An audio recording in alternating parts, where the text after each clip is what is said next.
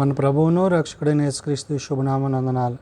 ప్రియదేవుని సంగమ, ప్రియదేవుని బిడ్డలారా, మరి ఉదయకాల సమయం దేవుని వాక్యాన్ని ధ్యానించుకునే ముందుగా ప్రార్థన చేసుకుందాం. ప్రార్థన. కృపగల తండ్రి, దయగల యేసయ్య, నీ బంగారు పాదాలకు లెక్కలేని వందనాలు, స్తుతులు, స్తోత్రములు. గతించిన రాత్రి అంతా నీ రేఖల చాటును కాచి కాపాడి సంరక్షించిందేవా. మరి ఉదయకాల సమయం సజీవ లేఖను చేరి ప్రార్థించుండగా వాక్యమైనదుడు వాక్యం ద్వారా నాతో మాతో మాట్లాడి మీరే మహిమ ఘనత ప్రభావాలు పొందమని యేసునామమున నడుచున్నాం తండ్రి, ఆమేన్. ప్రియదేవుని సంగమ, ప్రియదేవుని బిడ్డలారా, నేడుదినకు ఏర్పాటు చేయని దేవుని వాక్య భాగము అపోస్తలుడైన పౌలు గలతీయులకు రాసిన పత్రిక 6వ అధ్యాయము 1 నుంచి 5 వచనాలు ధ్యానం చేసుకుందాము. అపోస్తలుడైన పౌలు గలతీయులకు రాసిన పత్రిక 6వ అధ్యాయము 1 నుంచి 5 వచనములు ఈ విధంగా రాయబడినవి. సహోదరులారా, ఒకడు ఏ తప్పితములోనైనను చిక్కుకొనిన ఎడల ఆత్మ సంబంధులైన మీలో ప్రతివాడు తానును శోధింపబడునేమో అని తన విషయమై చూచుకొనుచు సాత్వికమైన మనస్సుతో అట్టివాణిని మంచి దారికి తీసుకొని రావలెను. పౌలు గలతీ సంఘానికి పత్రిక రాస్తూ ఒకని భారములు ఒకరు భరించుడి అంటున్నాడు. అంటే కష్టాల్లో, శ్రమలో, వేదనలో ఉన్నప్పుడు వారి నిమిత్తము, వారెక్కరి నిమిత్తము ప్రార్థించేవారిగా, వారికి సహకరించేవారిగా, వారిని ఆ శ్రమ నుండి, శోధన నుండి తప్పించేవారిగా మనం ఉండాలి. అంటే ఎవరైతే ప్రభు యొక్క ప్రేమను కలిగి ఉంటారో అట్టివారు ఇతరుల యొక్క వేదన పరిస్థితులను, ఆ కుటుంబాలలో ఉండే ఆ యొక్క ప్రతి విధమైన శోధన నుండి వారిని తప్పించడానికి దేవుని ప్రేమ చేత, ఆ ప్రేమకు తగినట్లుగా వారిని నడిపించేవారై ఉండాలి.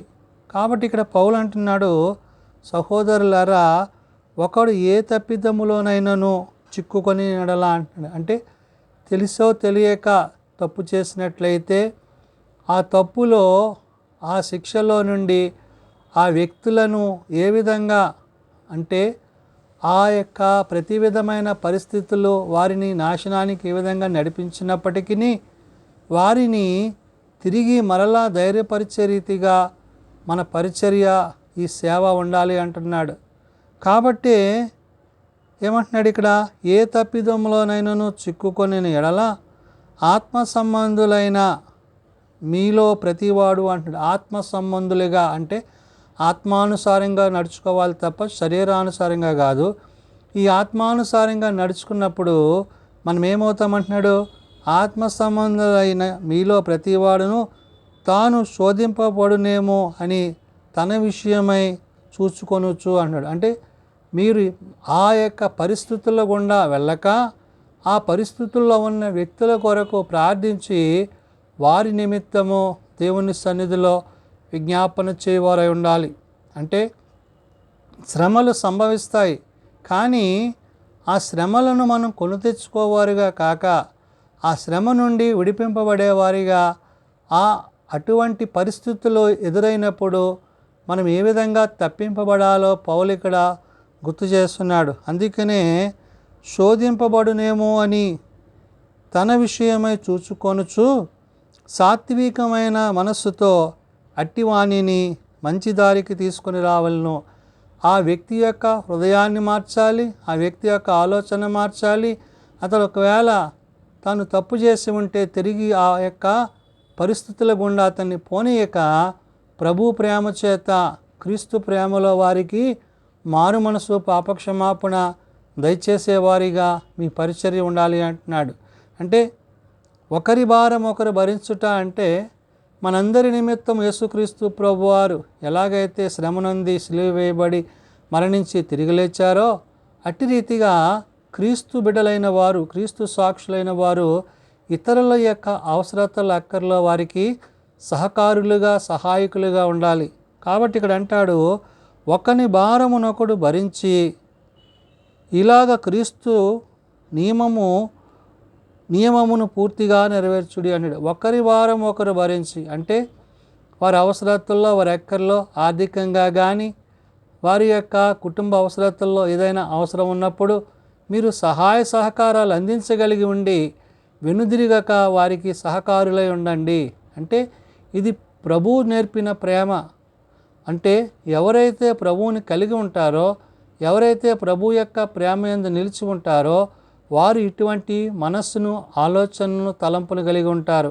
కాబట్టి ఇక్కడ పౌలు చెప్తున్న మాట, ఒకని భారమునొకడు భరించి ఇలాగ క్రీస్తు నియమమును పూర్తిగా నెరవేర్చడి అంటున్నాడు. అంటే ఈ విధంగా చేయడం వల్ల క్రీస్తు నియమం అంటే యేసు ప్రభు వారు ఎలాగైతే మన పట్ల ఆయన తన యొక్క కార్యాన్ని జరిగించారో అట్టి రీతిగా ఆయన బిడ్డలైన వారు కూడా ఆ విధంగా జీవించాలి అనే విషయాన్ని పౌలు గుర్తు చేస్తూ, ఎవడైనాను వట్టివాడయుండి తాను ఎన్నికైన వాడనని ఎంచుకొని ఎడల తన్ను తాను మోసపుచ్చుకొనును అంటున్నాడు. అంటే మనము మన స్వనీతిని ఆధారం చేసుకొనక, అంటే నా అనేది కాదు కానీ అది దేవుని చిత్తమైతే ఆ దేవుని చిత్తానుసారంగానే మనము జీవించాలి తప్ప దేవుని చిత్తాన్ని గాక, దేవుని ఉద్దేశాన్ని గాక మన స్వనీతిని ఆధారం చేసుకోవడం ద్వారా మనము విశ్వాసము నుండి, ప్రభు ప్రేమ నుండి కోల్పోయే పరిస్థితులు ఉన్నవి.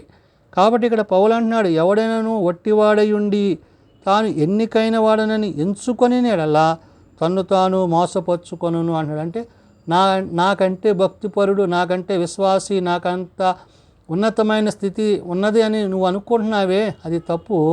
అది దేవునికి మహిమకరముగాను, దేవుని యొక్క దృష్టిలో నీవు తగ్గింపబడవలసినది, ఆయన హెచ్చింపబడాల్సి ఉందనే విషయాన్ని పౌలు గుర్తు చేస్తున్నాడు.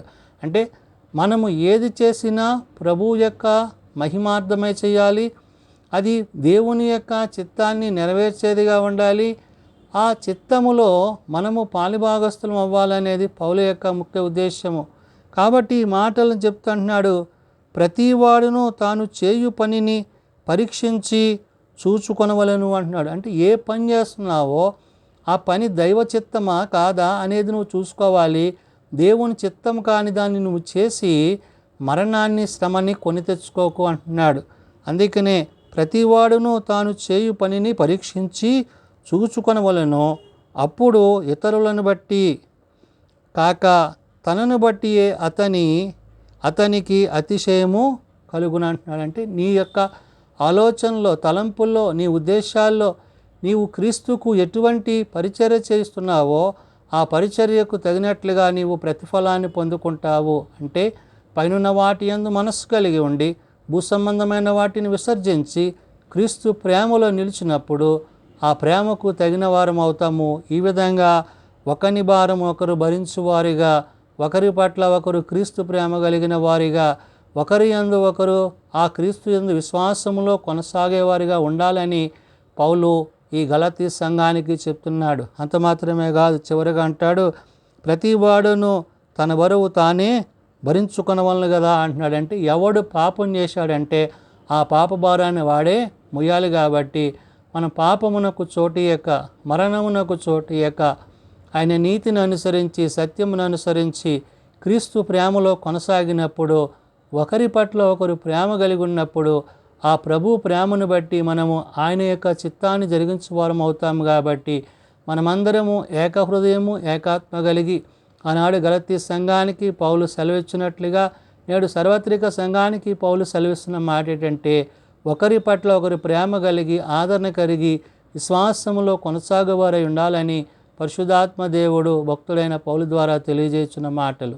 ప్రార్థన చేసుకుందాం. మమ్మల్ని మిక్కిలిగా ప్రేమించిన మా తండ్రి, కృపగలిగిన దేవ, నిజమే నాయన, మా యందు మీకున్న ప్రేమను మేము ఇతరుల ఎడల కనుపరిచి అట్టి ప్రేమతో జీవించుటకు మాకు నేర్పించండి. తండ్రి, నీవు నీ కుమారుని ప్రేమించి నా కొరకు, మా కొరకు ఈ లోకానికి పంపించి మేము అనుభవించవలసిన శిక్ష నుంచి మాకు విమోచన అనుగ్రహించి మరణములో నుండి జీవములోనికి మమ్మల్ని నడిపించి నీ నిత్య జీవాన్ని మాకు అనుగ్రహించినందుకు వందనాలు. అయ్యా, ఇంత గొప్ప రక్షణను నిర్లక్ష్యము చేయక నీ సత్యమును అనుసరించి, నీ నీతిని అనుసరించి నీతో యుగయుగాలు జీవించగలిగిన కృప మా అందరికీ దయచేయండి. బలహీనం ప్రభువా బలపరచండి, రోగులం ప్రభువా స్వస్థపరచండి. మీ చేతి గాయముల చేత మాకు స్వస్థతను, ఆరోగ్యము దయచేయండి. హాస్పిటల్స్ వద్ద, ఇండ్ల వద్ద ఉన్నవారిని ప్రత్యేక ముట్టండి. తమ ప్రియులను పోగొట్టుకున్న కుటుంబాలను ఆదరించండి. ఏ ఒక్కరూ నశించక అంతటా అందరూ మారు మనస్సు కలిగి పాపక్షమాపణ కలిగి నీ నిత్యరాజ్యంలో చేరగలిగిన కృప ప్రతి వారికి దయచేయండి. దీని పరిచర్యలో సేవలో మీ సన్నిధి మాపై ఉంచండి. ఆర్థిక ఇబ్బందులను కుటుంబాలను లేవనెత్తండి. వారి వారి అవసరతల్లో మీ సహాయం అనుగ్రహించమని అయా అకాల వర్షాల నుండి మరి తుఫాన్ల నుండి ఈ యొక్క వరదల నుండి అనేకులను నిరాశ్రలేండిగా నాయన వారి నిమిత్తమై ప్రార్థన చేస్తుండగా నీ సహాయము నీ సన్నిధి వారికి అనుగ్రహించి సాధారణమైన పరిస్థితులు అనుకూలింపజేసి మీ కృపతో వారిని నింపుమని యేసునామమున అడుగుచున్నాం తండ్రి. ఆమేన్. పరలోకమందున్న మా తండ్రి, నీ నామం పరిశుద్ధపరచబడగాక, నీ రాజ్యం వచ్చుగాక, నీ చిత్తం పరలోకమందు నెరవేర్చినట్లు భూమి మీద నెరవేరుగాక. మా అనుదిన నానుడి మాకు దయచేయము. అడల అపరాధం చేసిన వాడిని మేము క్షమించి ఉన్న ప్రకారం అపరాధములను క్షమించము. శోధనలో ఏకాదశులను తప్పించము. రాజ్యము, శక్తి, మహిమ నిరంతరము నీవే అన్నవి తండ్రి. ఆమేన్. మన పరమ తండ్రి అయిన దేవుని ప్రేమ, ప్రభు అయిన యేసుక్రీస్తు కృప, పరిశుద్ధాత్మ నిత్య సహాయము నిరంతరము సదా తోడైండి సంరక్షించునుగాక. ఆమేన్.